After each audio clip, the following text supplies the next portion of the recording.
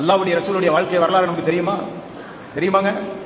அல்லாஹ்வுடைய ரசூலுடைய வாழ்க்கை வரலாற்றை ஒரு மேடை போட்டு பேச முடியுமா?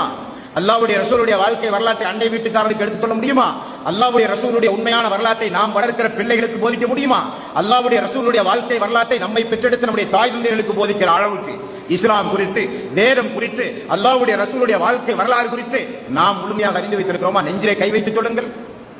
விளையாட்டு வீரர்களை அறிந்து வைத்திருக்கிறோம், அரசியல் கட்சி தலைவர்களை அறிந்து வைத்திருக்கிறோம், சினிமா கூத்தாடிகளை அறிந்து வைத்திருக்கிறோம். நாம் நேசிக்கிற எத்தனையோ மனிதர்களுடைய வாழ்க்கை வரலாற்றை விரல் நுனியிலே வைத்திருக்கிறோம்.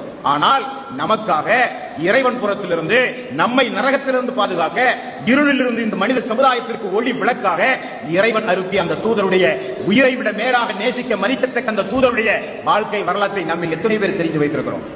ரசூல் ஸல்லல்லாஹு அலைஹி வஸல்லம் அவர்களுக்கு எத்தனை மனைவிமார்கள், ரசூல் ஸல்லல்லாஹு அலைஹி வஸல்லம் அவர்களுக்கு எத்தனை பெண் குழந்தைகள், ரசூல் ஸல்லல்லாஹு அலைஹி வஸல்லம் அவர்களுக்கு எத்தனை ஆண் குழந்தைகள், ரசூல் ஸல்லல்லாஹு அலைஹி வஸல்லம் அவர்களுக்கு எத்தனை பேர குழந்தைகள், ரசூல் ஸல்லல்லாஹு அலைஹி வஸல்லம் மக்காவிலே எத்தனை நாள் வாழ்ந்தார்கள், அல்லாஹ்வுடைய ரசூல் மதீனாவிலே எத்தனை நாள் வாழ்ந்தார்கள், எந்த வருடம் மரணித்தார்கள், மரணிக்கும் போது அவருடைய நிலை என்ன, அவருடைய வீடு எப்படி இருந்தது, அவருடைய வீட்டுக்கு கதவு எப்படி இருந்தது, அவர் உடுத்துகிற ஆடை எப்படிப்பட்ட ஆடை, அவர் உண்ணுகிற உணவு எப்படிப்பட்ட உணவு, அவருடைய வீட்டினுடைய ஏழ்மை நிலை என்ன, யாருக்காவது தெரியுமா? Download ShareChat.